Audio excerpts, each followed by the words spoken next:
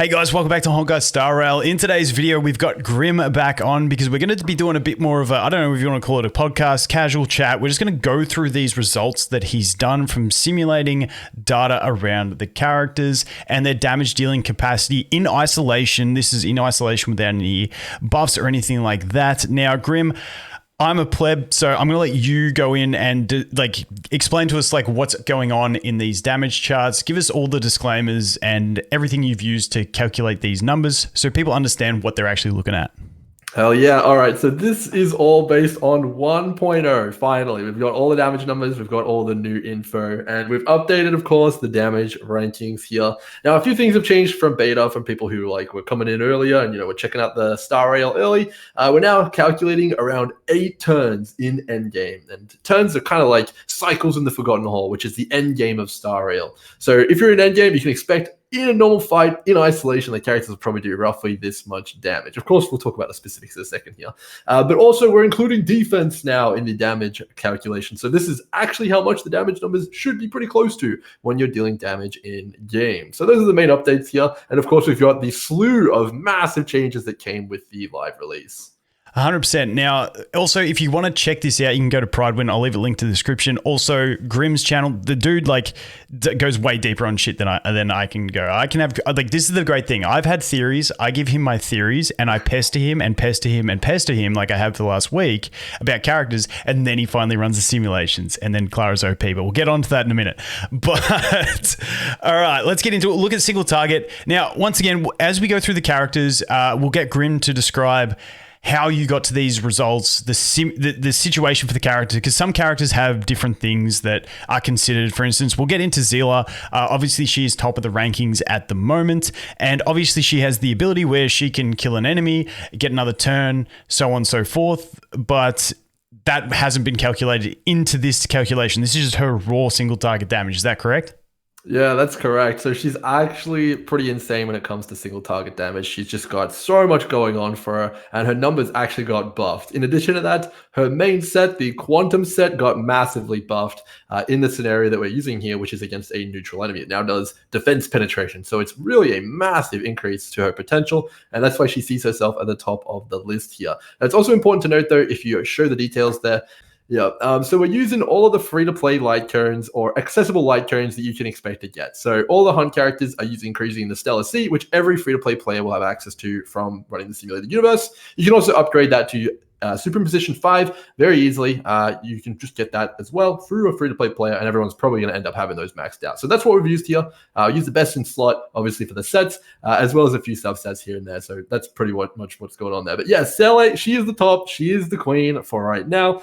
She absolutely does the most damage without even considering her resets. So you can better believe she's going to be pretty crazy on release. And like you said, that's based on a neutral element boss. So if you've got her against a quantum weak boss, you're going to get more from the penetration as well. And on top of that, I'll just throw this in there. He has calculated for all Eidolon levels for all characters. So say, for instance, you want to check an E4 of something like a Sampo because he gets a cool little damage effect. You can see that E4 Sampo is doing 232. And then you want to compare that to your E2 Seele, who's doing 286. So your Sampo actually catches up a fair bit to where your Seele is. So you can have a play with that. But once again, I just want to reiterate that this is in isolation. This does not include buffers. Buffers will affect different characters in different ways due to diminishing returns of the buff they give.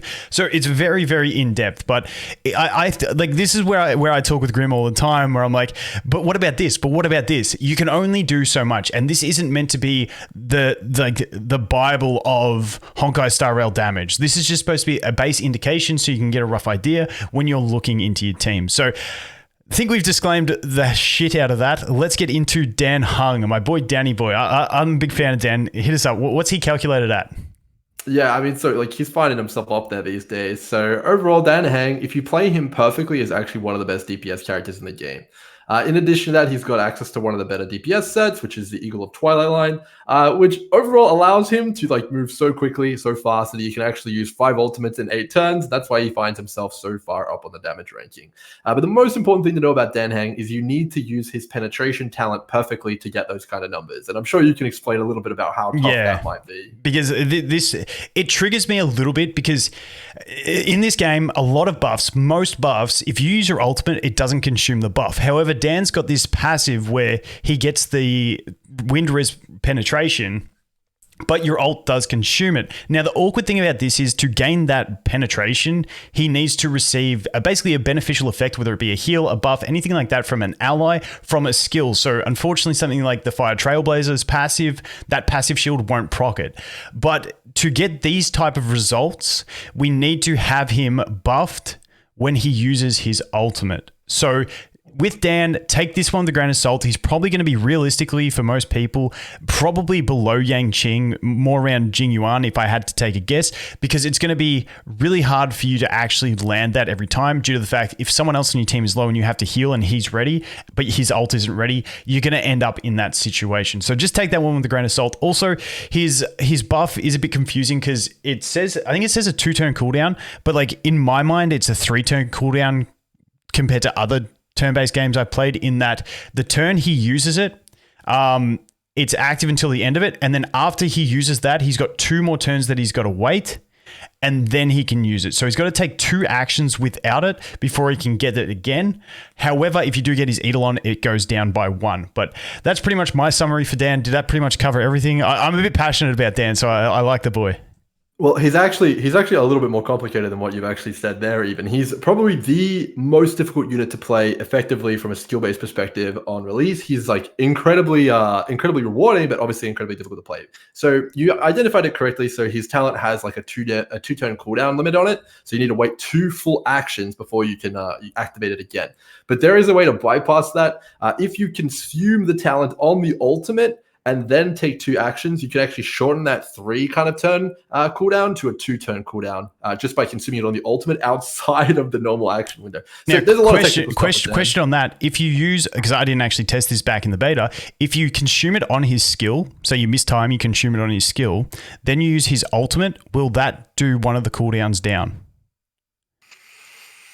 So, something we'll test at Global. I'll keep you guys posted. We'll do some Dan stuff in the future. I have the answer, but it'll be too complicated. But anyway, Dan is really tough to play, but if you can play him perfectly, he's absolutely insane. Yeah, so consider him down a little bit for most people, because especially early game, your situations are going to be too hard to actually end up in that anyway. All right, moving on to Yanq. Now, Yanq's an interesting one. I still, when I first saw him in the game, I thought, wow, crit damage, crit rating, this guy's going to be stacked. Now, I didn't play with him in the beta. I know you did. And something you brought to my attention was the fact that his passive is great, but if he takes damage, he hits like a wet noodle, essentially. Like, he just loses a lot of his damage. So this damage, is it like, I think, correct me if I'm wrong, his damage here is easier. It's less complicated to obtain than Dan's, but it's still conditional that he doesn't take damage when he's trying to get there. Yep, you can absolutely get this damage number. Like pretty much anyone can get this damage number. He's very easy to play. The catch is though that he needs to have a shield. Otherwise he'll lose most of his damaging capabilities, which is the downside to him. Of course though, compared to Heng, who they're very similar in terms of damage numbers, Yanq actually provides a freeze, and he also double hits on most of his attacks. So if you pair him with someone like Yanq, he's going to get a lot more benefit than Heng would, because her blessing would trigger twice per turn. Yeah. Also, when we look at something like Pella, I mean, you got that extra ice, ice resistance. So, like, there's a lot of other ways to play him. On top of that, like, I feel like Yanq's one of those characters you'll bring to ice weak bosses who can normally be frozen. So then he does also have the chance at freezing to help him not take damage, stuff like that. So, you know, I'm on the fence about it. I really need to test him to find out, but just keep that in mind that he does have that passive, which is really strong, but it's got a very big consideration. If he takes damage, you will lose a lot of that number. Moving on to Jing Yuan. Now, I'm not massively deep into Jing Yuan because obviously he's not going to be there at launch. I have not looked into him too much. I'll let you go ahead and explain. I have spent many hours with Jing Yuan. Oh boy.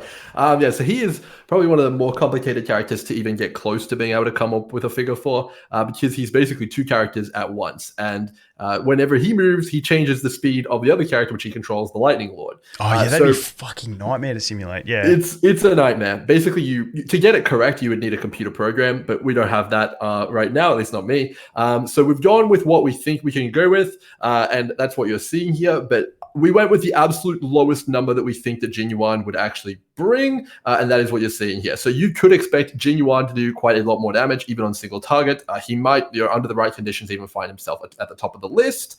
But for the most part, we've lowballed him. This is the minimum you'll get from your Jing Yuan. In addition to that, it's also worth noting that so far we've covered hunt characters who get to use the Herta light cone, which is very powerful. But the erudition characters get no such free 5-star light cone, so they're definitely going to feel a little bit less powerful on release. I have got there on them the Battle Pass light cone, which is very competitive. Of course, there's other free-to-play options, but the Battle Pass light cone is the best for them. So if you did want to power up erudition characters, the Battle Pass one is pretty good. Yeah, or if you get lucky and pull a 5-star, good luck. Congrats. But that's the other thing I want to say. We are going through single target. We will go through 3-target AoE after this as well and take a look at their damage. So this is single target for Jing Yuan. Let's jump into Hook. Now, Hook's an interesting one. I always considered Hook to be like a good early game unit, just due to the fact that you got the heal, you want to play tanky, stuff like that. I was actually quite surprised when you first showed me Hook's damage calculations. Now, a big part of that, I think, is that the free-to-play light cone that Destruction get is like, when I look at the light cones from Herta's store, it feels like the best one to me. It's just there's not as many characters that you want to throw it on at the moment in the game. So I'll let you jump into Hook. Well, yeah, Hook is pretty great. She's a very good unit, of course. Now, the light cone is pretty much the full story, though. Like, Hook by herself without light cone, okay, not too insane, but you'll notice most of the destruction characters feel a little bit higher than they probably should be, and that is purely from that light cone. That light cone is like almost like a 6-star light cone, in my opinion. It is absolutely crazy what it brings to the table. So I think that Hook is good. I think that when we get even better destruction characters, though, you're going to see them probably want to use that light cone and jump even higher in the lists. Yeah, 100%. Moving on to that, from that, we got Sushang. Now, Sushang, I've always loved. I think something. This is something else we've got to mention is you don't include break damage in this, do you? In these calculations, or do you? Yeah, so we simulate the breaks like when they would happen. So for Sushang, she gets action advancement forward, she gets speed, she's going to get all that stuff, but we're not simulating the actual break that occurs when you break the break bar to 0, because that's completely dependent on the enemy that you're playing against, how long it takes, as well as how much damage it deals. So a lot of Sushang, as you're about to mention, I'm sure, is that. Yeah, because like obviously they've calculated, like if you go to E1, you've calculated the fact that she's saving skill points. Doesn't really matter when we're looking at raw damage. That's where I think Sushang really shines for free-to-play players, is at E1, because then she doesn't have the massive skill point issue. But the thing about this is, like, she gets through eidolons and stuff like that, break effects, so she will actually start breaking more. And I feel like this raw damage doesn't show her value. Like, I would still value her more than a Hook in a team, obviously depending on the weakness, but I just feel like in general her value goes up because of that burst break window that she provides, where she can deal like 75% of a boss's break bar in like one skill alt skill combo. So she's got extra value outside of just the raw damage. Oh, absolutely. She's also the physical type, which is the strongest breaking type in terms of damage. So she's probably easily able to compete with all the hunt units up the top. No questions asked if you've got some good break on her. Yep, 100%. All right, let's jump onto my girl, Clara and Svarog. Now, I know this one was an absolute nightmare, because when you first got into these calculations, you said Clara was too hard. I said, I want to see Svarog's damage. Give me Svarog's damage. You finally got there. And I know this one was a pain in the ass for you to do. Give us the rundown on Clara. So yeah, Clara is definitely a character who has a big asterisk on her, of course, but she does have some of the highest potential in the game by far. So it's pretty difficult to exactly calculate her because she obviously works off of how many times she gets hit. If you were to assume that she is going to be in a battle and the enemy is going to attack, roughly every cycle, that is the number that you'd be getting there. And overall, that's kind of like what we've had to go with. We've done our best. It's pretty damn close. I think for the most part, this is pretty close to what you can expect for your Clara in terms of damage that you'll be able to deal with. But yeah, it's a bit of a nightmare.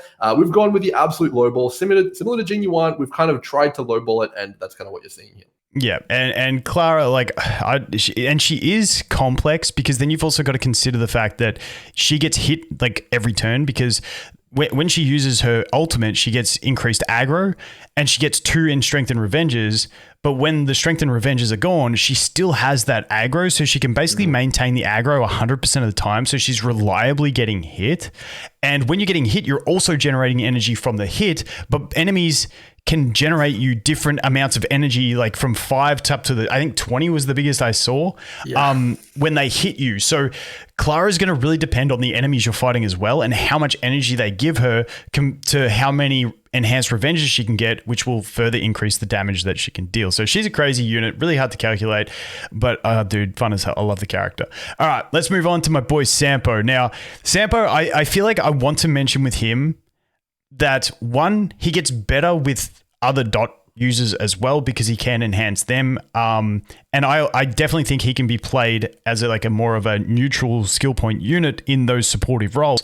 But he's one that I really looked at early on those Eidolons, being Eidolon 4 and 6 as a free-to-play player if you get him up there, because they really scale his damage massively. Let's go Eidolon 6 on. Yeah, Eidolon so 6 if definitely performs. If we jump up to E6 here, you can see Sampo here at the 276 range. Now, it may look low because he's still low compared to some of these guys, but you got to remember he's still increasing that damage that your other dots are going to deal as well on top of that. Plus, he's got that multi-hit attack, which is also going to be really good for break capacity as well. So you look at that number of 276, compare it to E0, he's just behind Seele at E0. So Sampo really stacks up, one of those units that I just really like the dude from the beta. And you found out something that I couldn't find out myself about his skill on the E4. So what the E4 does, it means that if the enemy is max stacks on wind shear, they will take damage each time they're hit equal to, I can't remember what percentage it is now, of that wind shear's damage. But my biggest question the whole time was, does that apply to each hit of his skill? And you found out the answer that it is a yes. It does. It triggers the wind shear, a percentage of the wind shear every single hit. Which is crazy. So Sampo, he's one of those units, I just think he's going to be really good. Sub DPS / support / he's splashable, but in both single target and AoE situations. I think he's just going to be really useful. So another one of these units I want to highlight. Now we jump on to Himeko. Now, a lot of people's waifu Himeko, at least until Kafka comes. Go through, because this is pretty decent damage for single target, in my opinion, from some AoE damage dealers, because we'll see, obviously, when we look at AoE. So give us a rundown on Himeko. Yeah, I mean, similar to, Sampo has this problem as well, because he's not a destruction, because he's not a hunt, he doesn't get the Herta light cone, and that is a really, really big downside to being able to play these characters on release as a free-to-play player. So she loses a bit of viability because she doesn't have that 5-star for free. But Himeko is, she's been buffed, she's great, she's doing a lot better, but on single target, she's just not built for that, man. She doesn't have a 5-star light cone, she's erudition, she's not Jing Yuan levels of broken, so she's just good in single target. She also does obviously have quite a lot of stuff that can go on with her, synergies there with Burn, further down the line, as you flagged, with Sampo and stuff like that, there is some dot stuff that can go on. I think Himeko is a pretty good character, and we'll see and probably talk about more of what she's got to offer when we get to AoE when she rises through the ranks. 100%. All right, now to Arlan, the boy Arlan. I rated him horribly in my first ever tier list I made because I didn't realize that he didn't consume skill points, and I can pretty much revert back to that grading for him at the moment. Take us through it. Now, this ranking is a bit harsh on him based on the HP calculations you did, because like you said, I feel like Dan got a bit well done by, because we sort of did best case scenario for Dan, but everyone else we've done worst case scenario for. But go through Arlan, because he got some pretty big changes in the pre-release into the current build, because he was pretty cracked with the damage he could deal whilst not consuming skill points. Now, where do you see him? I feel like this is just a bit more balanced when you consider that he's never consuming skill points. I guess you'd expect them not to be dealing as much damage, but the problem is you do also run into the opportunity cost where they also may require you to heal more, which does actually cost skill points. So what's your general thoughts around Arlan at this stage? Yeah, I mean, so for me at least, when I was doing Dan, because you brought it up, I asked myself, is this actually realistically doable in a 4-man team? Can you actually achieve this? And the answer for Dan is actually yes. I've seen people actually already execute that in closed beta 3 to pretty good effect, so it would feel kind of bad not to show their full potential. But Arlan, to have him on 1 life, I feel like that's definitely asking quite a lot of a battle situation. I'm sure that you can agree that that's not going to be very viable in the very end game. So yeah, I have put him on full life. Basically, he's going to have like a damage boost, small damage boost from his passive, but for the most part, he won't be utilizing that. And that's pretty much, I think, how it's going to play out for the most part. You could probably hover him around half, but that's pretty risky. A lot of enemies in the end game in the Forgotten Hall will just hit you for half your life if you get unlucky. So you definitely will have to end up playing with shielders, but now we're making quite a few assumptions here. In terms of his viability, he did lose a third of his damage on his skill, and his skill was by far his most biggest damage component. And he also did lose a lot of potential damage from stuff like his Eidolons. So overall, if you're asking me, his overall assessment, given that he's also using the Herta Destruction Light Tone, it's going to be pretty low for me. That Light Tone is insane, and he's still this low. And the problem for me is when you look at the next character on the list, who I am a mega fan of. You know, I've been fanboying over Serval for a little bit now. Now, for those that don't know, there's an absolute OP build for Serval that he hasn't included here because he just doesn't understand the OP-ness of it. Okay. This is just an inside joke. I've been talking about Serval with the 3-star key light cone at E2, where she essentially each turn, even if there's only one enemy, in 2 turns, she's always going to generate 101 energy. And she's only got 100 ult energy, so she can ult reliably every 2 turns. I think it's going to be crazy for break. It's even crazier in AoE situations, but we haven't done that here. You can watch my channel later for that because I'm gonna have fun shit like that. Which if you want real stuff, go to Grim. If you want that sort of stupid stuff that I like, you can watch me. But let's get into Serval because I just think she's a great unit all around. I think there's multiple ways to play her. Like I've spoken to you about, like the fact that her ult extends shock durations, both break shock and also her shock or anyone else's shock, I'd assume, if we test it out. Is fantastic. And because she's got such low energy, I can see like a build where you do one skill at the start and then you just maintain it by using your basics and ultimate, and then you can have a skill point generator that still actually provides a fair bit of decent little damage whilst generating a bunch of skill points for us as a team. I think there's a lot of players to play her. Let us know what you did here. I'm going to stop rambling. I get too carried away with characters I like. You go. I mean, Serval is great. I fully encourage the rambling. She is one of the best units, even though she looks pretty low on the damage rankings here, because as you correctly pointed out, she's one of the characters who feels really, really good when you don't have to use her skill. It's not mandatory. She actually does a lot of her damage, alternating between using the skill and the basic, which is a really big deal because it means that she can operate how we used to talk about Arlan. Which is basically a 0-cost unit. And she'll bring a lot of damage to the table and a lot of breaking effect. And I think that's the real story here, as you identified. Her ultimate actually extends shock breaks on the enemy, like pretty much in perpetuity. You can do it infinitely. And that is a big, big deal, especially if you are playing with break effect, which is pretty much not accounted for here. So if you were to go down that route and you were to extend those breaks, that could be a pretty viable strategy against shock vulnerable enemies. And the other thing I love about that is you can break it with shock the first time and then say they're also weak to fire. You can break them with your fire unit next time and every time after that. And then like you're actually getting both shock effects the entire battle. And I just think it's a really cool strategy. I think we'll see a lot from players who will just discover things with the Serval. I'm really looking forward to it because obviously we can only figure out so much. So let's jump into Trailblazer Physical. To me, my hot take on Trailblazer Physical is, why do you exist when we have fire? But you go. I mean, I have the same opinion, right? The fire Trailblazer is by far one of the best units, even if you were considering all the units. So yeah, there's pretty much no way to consider really Trailblazer. But if you were to consider them, you'd have to consider them as an AoE unit, as their single target isn't very good. And as you can see, that they are using the 5-star Herta Light Cone, so it's a little bit worrying that they're so low. So yeah, definitely not the most competitive DPS. But we won't be using this one. We'll be using fire. It's too hard to put that in. Like, I mean, if it's your thing, go nuts, have fun. But jumping onto Herta, I've never actually asked you how you calculate Herta. Like, it'll be more relevant when we look at AoE. Like, do you consider all her procs and stuff like that? Now, the thing with Herta, and I'm going to mention this now as like before we get into AoE, is that you've done these off of like boss fights essentially, or like drawn out battles of 1 target or 3 targets. I think Herta's place to shine is as a farming unit. We've spoken about the idea of like going around farming the overworld and everyone in it. Maybe if you had a Himeko and a Herta, they synergize really well for just clapping weak stuff when there's multiple waves coming in. So Herta's going to look, even on the AoE, really bad. but like the place she shines is more of a not overly important place. Is that a fair assumption of Herta? Oh yeah, that's a fair assumption. Because in these calculations, she's only getting her proc once. Yeah, so on single target, she'll get her proc once because the enemy moves to 50% once. Yes, that is correct. But as you correctly identified, Himeko plus Herta is pretty much like the ultimate farming combo. They just go together so well, and they are really just so powerful for farming like Calyxes and all sorts of stuff like that. But when you try and put her in the Forgotten Hall or even the simulated universe, which is definitely got some pretty bulky guys in there, she definitely is a little bit oof. I'm not so sure about that one. You know what I mean? Yeah, just lower multipliers and stuff like that. Now, I wanted to mention... I tried to say her name once in one of my videos and I called her Qinq, and I'm not doing it again.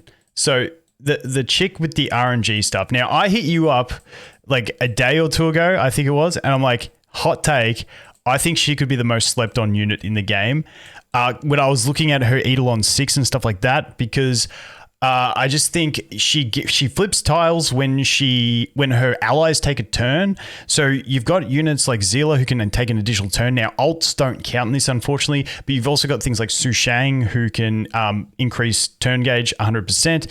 Things like Bronya. I feel like there's a lot of fast units that can take a lot of turns, but then also a lot of units that can do a lot of things. And maybe you get to the situation where someone will find out, it probably won't be me, that maybe you can basically reliably get her enhanced basics attack most turns, and if you don't, maybe you've got to use one skill to flip it. Now, early on, I don't think she's got that much viability because her basic enhanced doesn't actually generate a skill point when it's enhanced until Eidolon 6. And that's where I think she could start dealing good damage whilst generating skill points. This is a completely just unsolicited bullshit comment by me that I think someone will find something crazy with her because I hate the RNG and I can't figure it out myself. What do you think about her? Yeah, I mean, she's got a lot of potential, especially when she gets her Eidolons and gets them up there. But overall, I think this is the only reason she's not on there. It's not because she's not necessarily good. She could be very good.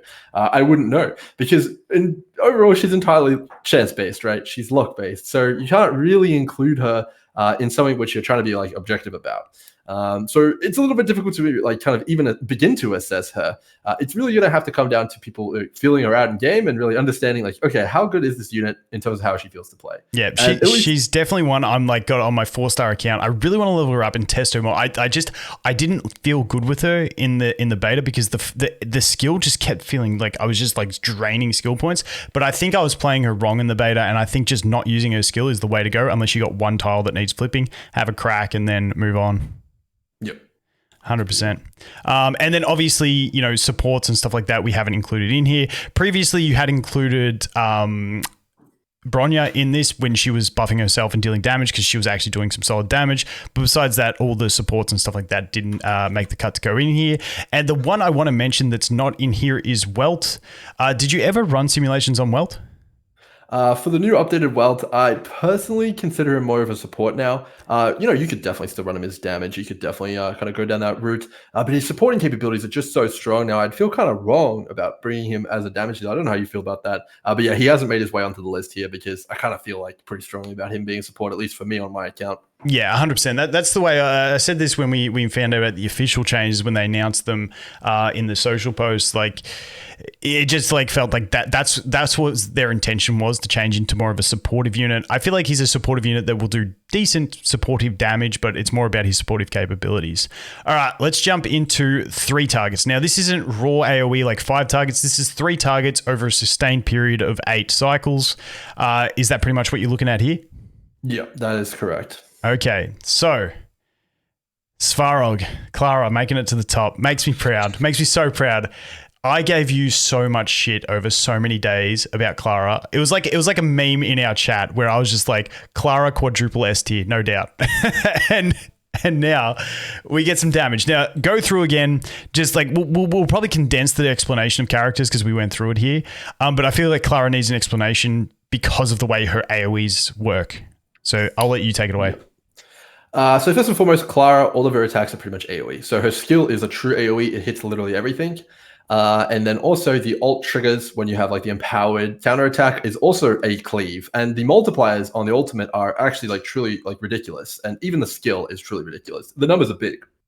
Now, obviously, she also has that destruction light cone. So that's why she's so much like more powerful than maybe some of the erudition characters here as well.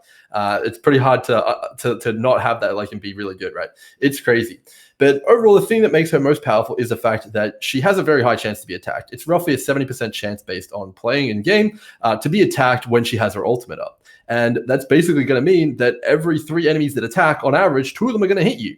And the way that you've correctly talked about it is the more you get hit, the more energy you get, which means the more ultimates you get, which means the more empowered counters you're going to get, which means, you know, overall, it just like completely accelerates. The more enemies there are, the more energy she's going to generate, the more damage she's going to deal. And it's not exponential, but it feels that way. It just keeps going up. The more targets there are, the more damage she deals. Yeah. And watching some replays with her, like sometimes I've seen her like do like one attack and then she's got her ultimate ready. Like just because she gets attacked that much and generates. Just out of curiosity, because I don't think I ever asked you this, how much energy were you counting for her to gain from being attacked in this? Because I've seen anywhere from 5 to 20. Yeah, so obviously the max seems to be like rate 20, and very, very rarely you'll get like 5. It's most of the time going to be 10 to 15. Yeah. So we did 10 to lowball it. Yeah, right? That's what we went with. Now, if we get in there and all the enemies are hitting for 5, you know, obviously you can't expect Clara to do this much damage. But if it is 10, which is pretty much what it is, most of the time, at least from what we've seen in Closed Beta 3, this is what you can expect in an AoE situation. Yeah, and 100%. And in those changes that we had for the full launch, what they nerfed was her survivability, which I think was a good change because like she's not 100% reliable on this damage, although I think this is like pretty reasonable to obtain. But like you have an opportunity cost. Similar to Arlan, how I talk about the opportunity cost, the cost is that she is not overly chunky. She's a DPS unit. So her stats, and then they lowered them again. So you are going to have to sacrifice something on your team to keep her topped off. Yes, you want her getting attacked all the time, but that means either one, you're going to have to heal more because your tanks aren't taking the damage who would normally absorb a bunch more. So you're going to have to heal more. So there's an opportunity cost. Or you're going to have to bring a shielder with her and probably Fire MC. I don't know if that would be just enough on alone. But the thing I like is that she synergizes really well with March. And the one issue with March is you don't really want to ult if you're putting her with Clara because she freezes, then you don't get the revenges and the energy and all that stuff. But, you know, that way I feel like they still synergize really well because you're pretty much almost 100% certain that Clara will be attacked every time when she has the March shield. And then if you get into a real pickle, then you just try and freeze with March. You just hold that. And then you've got the other thing is if you're fighting an enemy with her and March that's weak to physical and ice, like your break capacity is enormous because they're both revenging. Just had to mention that. I'm a big Clara fan. Svarog's a beast. Best character in the game. Let's move on to Jing. Yep. All right, Jing Yuan. Yeah, obviously he's very good. For not having a 5-star light crown in these calculations, he's pretty high up there. And, you know, as we talked about earlier, you could only expect him to do more than that in reality. Yeah, so he'd creep up a bit more. I think that's pretty self-explanatory. I don't want to go too deep on Jing anyway, just because he's not out yet. We'll take a look at him when he gets out. But all you need to know, he's really good AoE and he's also really solid on single target. So he's not bad overall. So Himeko coming back up to the top. Like I said, she did get that buff where now she can burn with anything, not just the basic attack. And I think that was a really big increase for her in general. Oh yeah, she's like caught up to Jing, which is quite saying something because she was quite a bit far behind that in Closed Beta 3. So she is much better in AoE now. Like being able to have that burn and then have the skill deal that increased damage because of that burn is a really massive thing there. It's huge. So she is by far the best standard banner consistent AoE damage. You know, if you have Clara and you set her up perfectly, she's obviously going to go to town. But Himeko, you know, she's going to do that number pretty consistently. Yeah, there's no RNG. Well, I guess there's a little bit of RNG in breaks, but in this situation, that's the other thing I want to mention. If you're getting more enemies that summon, stuff like that, you will actually get more potential out of her because you will proc her passive more. So her passive does lose a fair bit of potential in this type of calculation just because you don't have as many breaks. Now, I'm tipping you would have calculated for like maybe 2 breaks throughout the fight for both enemies, which would have got you like 1 passive proc or something like that, or was it more than that? So there's 3 enemies and you break them at 75, 50, and 25 in the simulation. So 3 procs. You'll get 3 talent procs over the course of the fight. Okay, perfect. All right, let's jump into the next one, which is my girl Serval. I'll just let you take it away. Looking good. I mean, for a 4-star to be up there with all the 5-stars, I think it's pretty good. And obviously she's got all the utility, which we just talked about before, and she doesn't have a 5-star light cone yet, so she's definitely a really good one. And you can get most of her AOE damage, as we've talked about so much, Vulcan, and all that break effect juice from using the basic attack a lot of the time as well, which means she's probably a higher priority, at least for me, at least on my account, than even some of the higher 5-stars, because I can run her alongside another character who wants all the skill points for themselves. Yeah, and the other key thing to point out is that her first 2 Eidolons especially are really key, because Eidolon 1 is going to allow her to deal splash damage with her basic, which is going to really help you in AoE situations.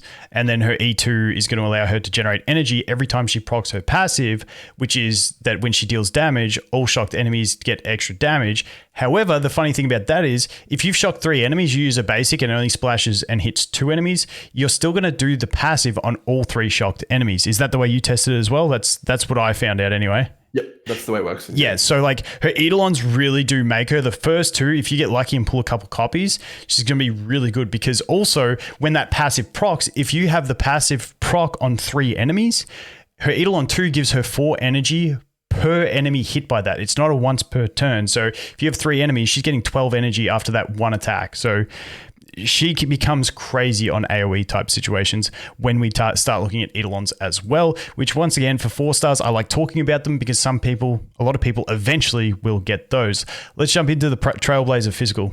Take it away. Yeah.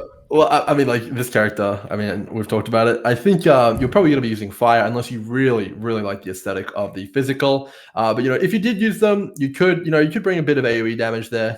If you put that 5-star destruction light cone on them, they're definitely not going to be bad. And they're obviously a physical AoE damage dealer, which we don't have much access to as a free-to-play character kind of user, unless you get Clara or you're, using your Sushang in an AoE kind of way there. So not bad, but yeah. Very, very situational for people with a limited roster, I'd say would be the go on specific flaws of Chaos Memory. All right, let's jump into my man Sampo. We've talked extensively about him, but AoE still does well. The great thing is, once again, is that when we look at some of these free-to-play dot AoE options, Himeko, if you get her off the banner, and Serval, he synergizes well with those as well, because he's going to increase that dot damage on top. What do you want to add to him? So one thing I want to add for Sampo is that he's actually incredibly easy to gear up. Unlike most of the other characters on this list, he doesn't need Critical Strike or Critical Strike Multiplier. Now, that does obviously limit his top end a little bit here, but overall, he's going to be a great character to easily gear up. Most of his substats and stuff like that, you just need speed and attack. That's all he really wants, and those aren't game-breaking to not have. But most of the primary stats are going to be where most of his damage comes from. So I think he's actually a pretty good character early on, especially in AoE. And of course, he does have the utility of that ultimate as well, as you've mentioned. But more than that, he is Nihility. So he has a lot of room to grow with a 5-star light cone, but he also has a lot of flexibility. If you wanted to put the new Defense Shred light cone on him, you could. And he hits so frequently that would actually maybe be a pretty good idea. Yeah. And the one thing I forgot to mention with my boy Sampo is that his basic, because Wind Shear is a stacking debuff that stacks up to 5 times. His basic attack actually is the damage it states is the total damage it does, but it does it over 3. I believe it's 3 hits. So he can stack it 3 times with his basic, and his ultimate does the damage it says, but it does it over, I can't remember if it's 3 or 4. 4. It's over 4 hits. So he can stack with enough accuracy AoE 4 stacks of that Wind Shear with 1 ultimate. So that really adds to his capacity to deal damage, which if you just read his skills, you wouldn't realize that, but it's actually pretty huge. And then obviously his multi-hit hits the amount of times it says. So even just using him with a basic attack, once you get him to ult, kind of like Serval, in that supportive type role, if you get that ult on and then you can do a basic attack, maybe play him neutral so you have enough energy to always keep that debuff on while using other dot damage dealers, he has that flexibility to do stuff like that as well. So let's jump on to Seele. Now, big disclaimer time for Seele. Take it away. I mean, all the single target guys, they do the same damage because they're only able to hit one guy. But yeah, Seele, she will probably be pretty close to the list at the very top, I would imagine, if you did count in the way that she resets and you built a team around her. People who have played with her probably understand exactly where we're coming from here. And when you do eventually pull her, if you go for her, you will understand what we're talking about here. It's entirely possible and probably very, very likely that you will completely wipe entire floors of the Forgotten Hall in quick succession. Like all 4 enemies, bang, you kill them all with just one turn. Even like when I've watched some replays of the guys on the CN version from the beta, obviously it's beta, it's a bit different now, but they were using a really stacked Seele, buffing her out the wazoo, and like in the waves she was having like no issues. Like maybe she'd take 2 attacks to kill something, keep going, and she just deals so much damage. So you couldn't simulate it here. You've just put in her single target damage just to be generous, but like in practical situations, like you can't calculate it to be just on a spreadsheet. But yeah, I'd expect her to be right up there with everyone else if you get a couple kills, because it's just nuts the way she snowballs. And did you want to mention anything else about anyone else particular here? Because these are all pretty much just their single target digits. I mean, Hook has some splash. Obviously, Herta. Jesus, she's down that low here. Yeah, go. So Herta. Oh man. So Herta, despite getting her extra talent procs there, is still pretty low.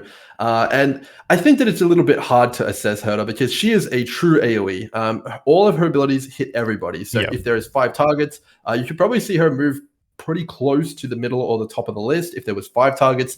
But because it's just 3, it's kind of the break point in which she doesn't look very good. But she is a true AoE. So, if there is ever a situation where there is 5 enemies, maybe she'll be pretty good. And that's why she's so good with the Calyxes. 100%. I'm hoping they bring in some game modes where it's like, how quick can you clear a certain amount of things, or how many, like the lowest amount of cycles where it's like a leader type thing. I don't know.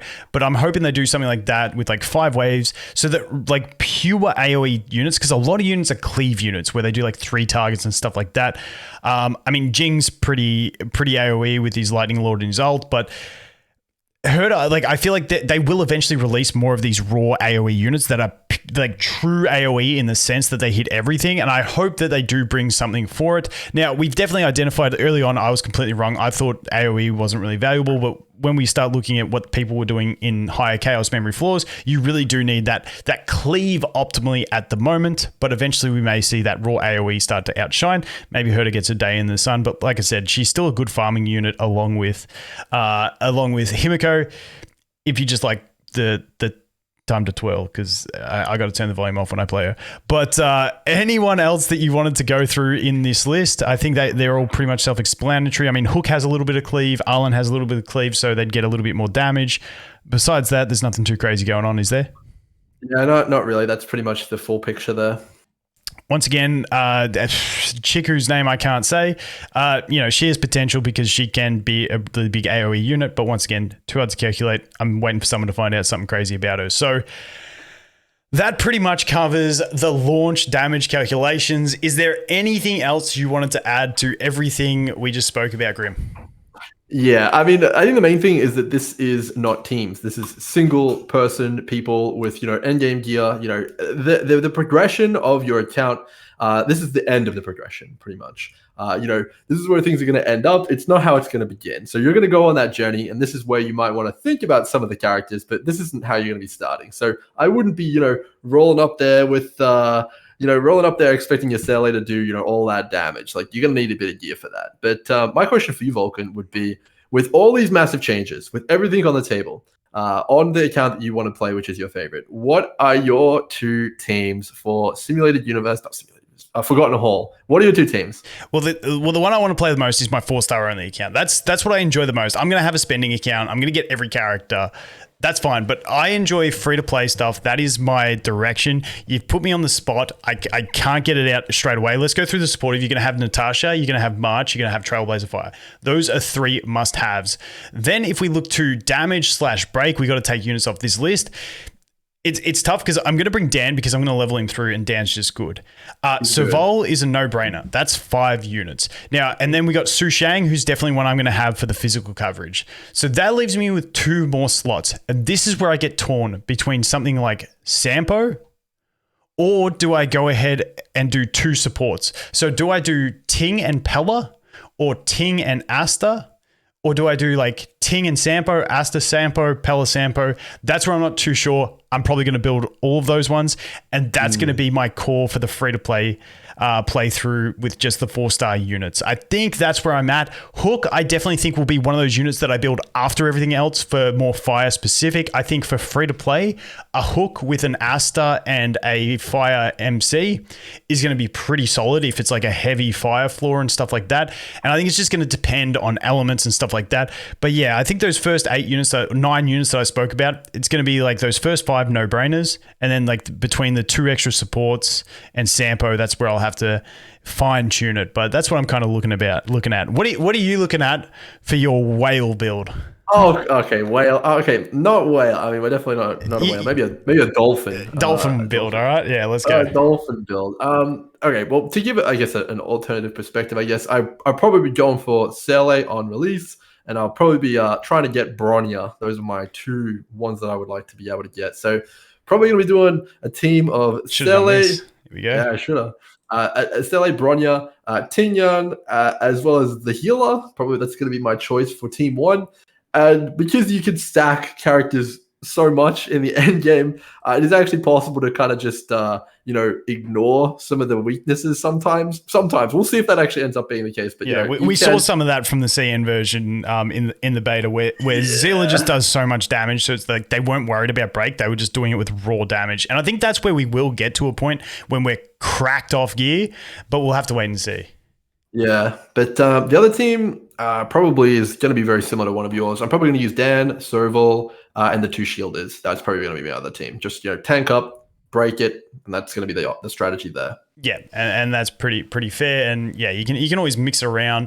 And like, I mean, with your hyper carry team on the other one, you're probably going to save a few cycles that this one can then take a bit longer, and so on and so forth. So once again, with that one we were looking at.